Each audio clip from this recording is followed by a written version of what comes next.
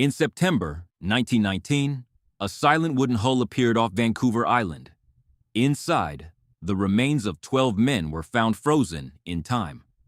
How did a coastal trader drift 5,000 miles with a crew that had stopped breathing months ago?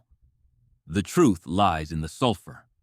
You stand on the salt-bleached deck of the Schooner Demaru in September 1919, where the air tastes of oxidized iron and ancient brine. The silence here is a physical weight, heavier than the coastal fog clinging to the jagged rocks of Vancouver Island just 3 miles away. Beneath your boots, the timber is warped, showing signs of deteriorating structural integrity from months of Pacific battering. There are no voices, only the rhythmic, hollow thud of a loose rigging line striking the mast like a funeral drum. You see a rusted iron pot, cold for 200 days, still sitting on a dead stove. The remains of the watchman are slumped near the rail, his eyes fixed on a horizon he stopped seeing months ago. Everything is coated in a thick gray crust of salt, preserving a moment of total isolation that no maritime map can truly explain.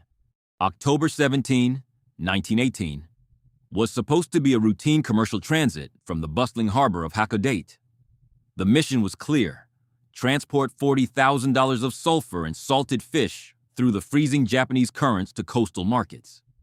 Captain Sulfur King Mikami promised a swift delivery, banking on his veteran status to outrun the shifting autumn pressure systems. He carried 12 men and enough rations for a short coastal hop, never imagining they would drift 5,000 miles into the North Pacific void. The ambition was profit, but the cargo was their technical debt, a heavy shifting mass of sulfur that turned the vessel into a sluggish target for the elements. They sailed into a -10-degree gale with a temperamental auxiliary engine and a rudder that had already seen too many seasons of neglect. The hollow hunger did not start with a storm, but with a single catastrophic tactical blunder recorded on October 20. When the typhoon struck, the shifting sulfur cargo pinned the hull at a 15-degree list, rendering the lifeboats useless scrap. They were barely 400 miles from land when the captain made the fatal choice to keep the cargo instead of cutting it loose to gain buoyancy. By November, the fresh water supply was a toxic slurry of lead and copper, forcing the crew to face extreme deprivation while surrounded by an ocean of salt.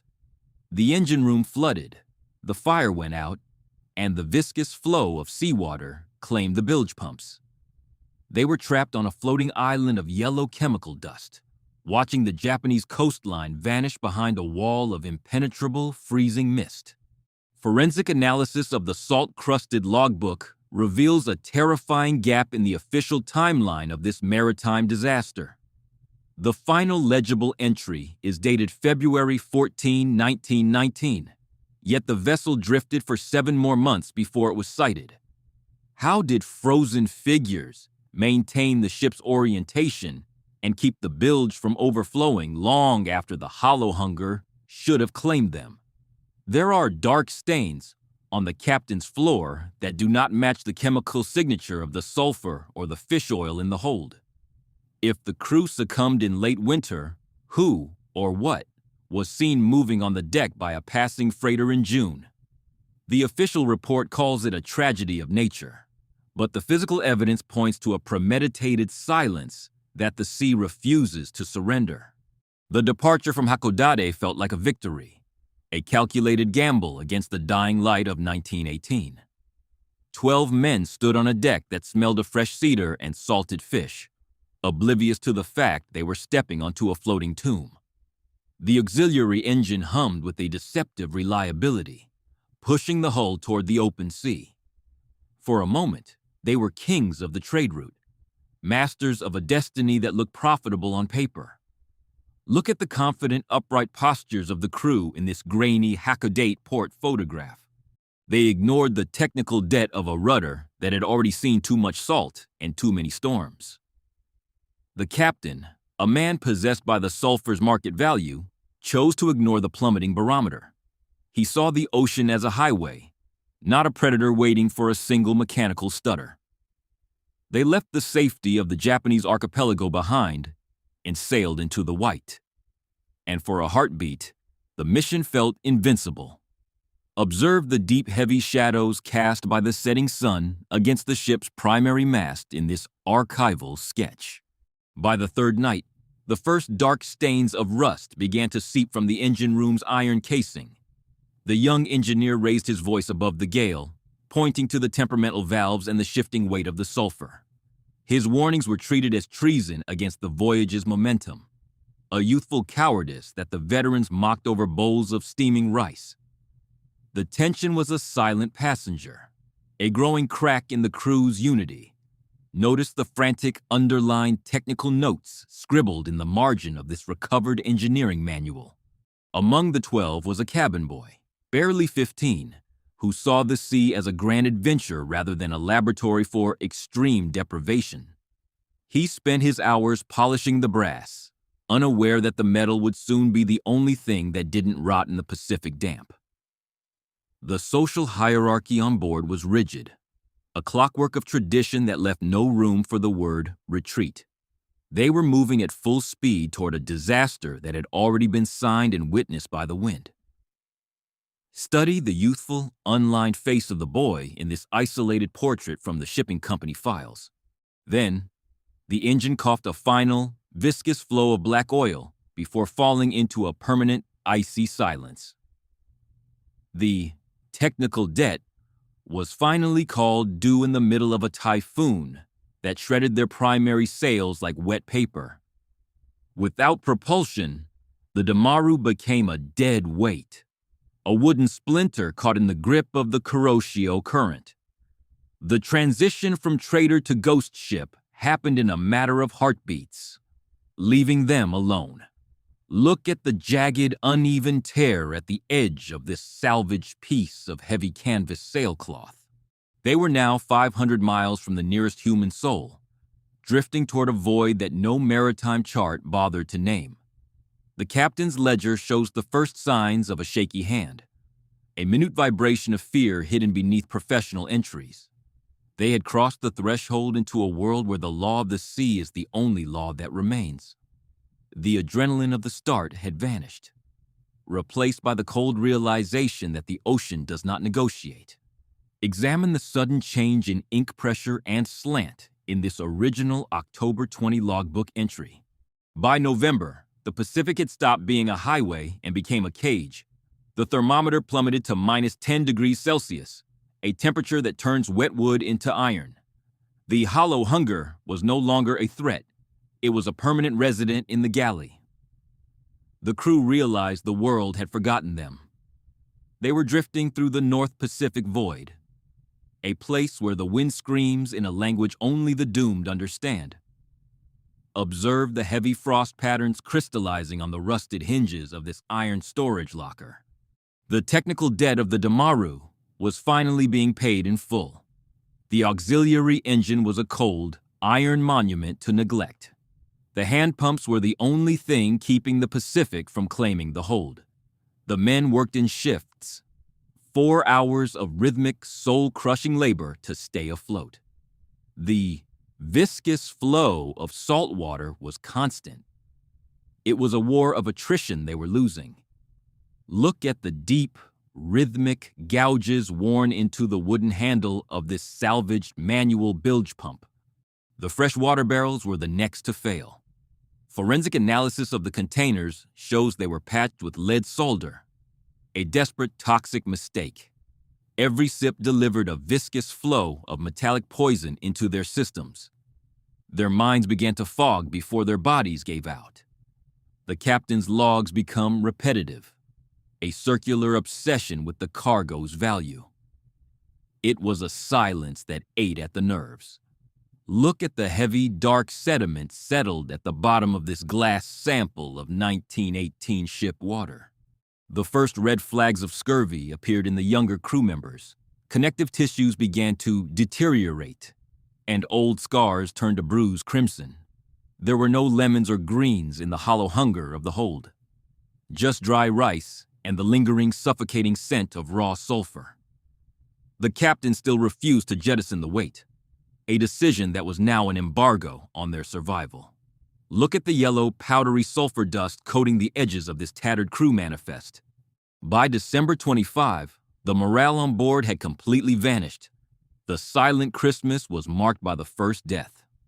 A sailor who simply sat down in the cold and refused to get up. He was moved to the deck, a frozen figure left to watch the horizon. The atmospheric pressure was suffocatingly heavy. The ship was a laboratory of isolation. Even the ink in the captain's well was beginning to freeze. Study the cracked crystalline structure of the ink bottle recovered from the captain's desk. The trials were over. The temptation to give up was winning. The wind was a constant mocking howl that never shifted. They were 400 miles from any shipping lane, drifting blindly toward the edge of the known world. The gear failures were total. The sextant was smashed during a frantic argument over their position. They were lost in time and space. Look at the jagged, shattered glass and twisted brass frames of this 19th century navigation instrument. The year 1919 arrived like a shroud of salt and ice. By January, the Demaru wasn't a ship anymore. It was a floating laboratory of biological collapse. The captain's strategic decision to keep the sulfur cargo had backfired. The hull was tilted at a permanent, nauseating angle. Gravity itself became an enemy in the dark. The hollow hunger had stripped the men of their reason. This is where the law of man ends and the ocean takes over. Look at the deep parallel gouges on this cabin door, where someone tried to hold on as the world tilted. The fresh water was gone.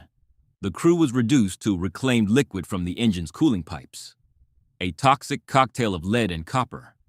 Their skin turned a waxy yellow, matching the sulfur dust that coated every surface. The viscous flow of metallic poison was systemic.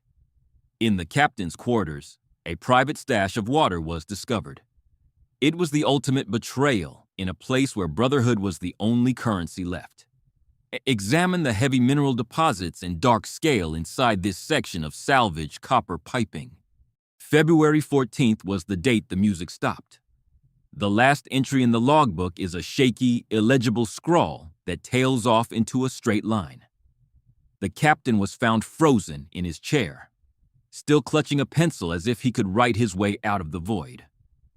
The remains of the engineer were found in the hold, huddled near the cargo that had cost them everything. There was no more fuel for the stove. The ship was a silent tomb. Look at the desperate, jagged pressure of the pencil lead in this final, unfinished logbook page. The cabin boy was the last to succumb to the extreme deprivation. He spent his final hours in the galley, boiling leather bootlaces in a rusted iron pot. He didn't die of a broken heart. He died because his connective tissues deteriorated until his lungs couldn't hold air. He was found abandoned in the dark, a 15-year-old statistic in a game of corporate greed. The crimson stains on his tunic were the only color in a gray world. Observe the brittle, charred remains of a leather boot sole found in the bottom of a ship's cook pot. The technical debt was fully collected. The rudder, long since snapped, trailed behind the ship like a broken limb. The auxiliary engine was a block of rusted iron, useless against the currents that were dragging them toward the Canadian coast. They were 5,000 miles from home and 1,000,000 miles from hope. The ship drifted as a ghost, manned by frozen figures who had no more prayers to offer. The silence was absolute. Study the heavy marine growth and barnacles encrusting this section of the Demaru's fractured wooden rudder. This was the ordeal the archives usually sanitize, but the forensic evidence doesn't lie. It tells a story of a captain who valued his family's reputation over the lives of his crew. He chose the sulfur, he chose the cargo, and in return, the Pacific chose him. The deteriorating hull was the only thing keeping his secret for 11 long months. It was a slow-motion descent into a watery hell that no one was coming to save them from. Look at the warped, water-damaged wooden boards of this captain's desk, stained by salt and time. The ocean eventually spat the Demaru out near Vancouver Island in September 1919, By the time the boarding party stepped onto the deck, the ship was a salt-bleached monument to corporate stubbornness. The wood was deteriorating, turning into a soft, fibrous pulp under the Canadian sun. They found the remains of 12 men who had been transformed into frozen figures by the North Pacific winter. The journal survived, even if the men didn't. Look at the thick white salt crusting the brass handles of this cabin door. The forensic verdict was a cocktail of greed and chemistry. The sulfur cargo hadn't just tilted the ship. It had slowly poisoned the air they breathed. Combined with the viscous flow of lead from the makeshift water still, the crew never stood a chance. Their bodies were faded versions of the sailors who left Hakodate, victims of a hollow hunger that the captain's ledger tried to hide. The tragedy was entirely avoidable. Examine the brittle yellowed edges of the 1919 autopsy report found in the Victoria archives. The captain was still at his desk, a silent witness to his own technical debt. He died holding the proof of his failure, a manifest for sulfur that was worth more to him than 12 lives. The dark stains on the floorboards tell a story of a long, agonizing silence. There was no glory here, just the extreme deprivation of men abandoned by a system that valued cargo over blood. Nature doesn't forgive hubris. Look at the rusted, motionless gears of the ship's clock, stopped at exactly 4:32. We found the cabin boy's final letter home, tucked into a pocket to keep it dry from the viscous flow of the bilge. It wasn't a hero's farewell. It was a hungry child's plea for a warmth that never came. The hollow hunger had stripped away his future, leaving only a scrap of paper for the historians to find. It is the most damning piece of evidence in the entire dossier. Look at the shaky, childlike kanji characters smeared by a single drop of sea salt on this final letter. The Demaru serves as a cynical reminder of what happens when we ignore the barometer for the sake of the bottom line. 12 men drifted 5,000 miles just to become a cautionary tale for the U.S. dark survival niche. The ocean is a graveyard of frozen figures who thought they could negotiate with a typhoon. In the end, the sulfur stayed in the hold, and the men went into the deep. The verdict is clear. Look at the rusted iron cooking pot, sitting empty and cold on the forensic field table.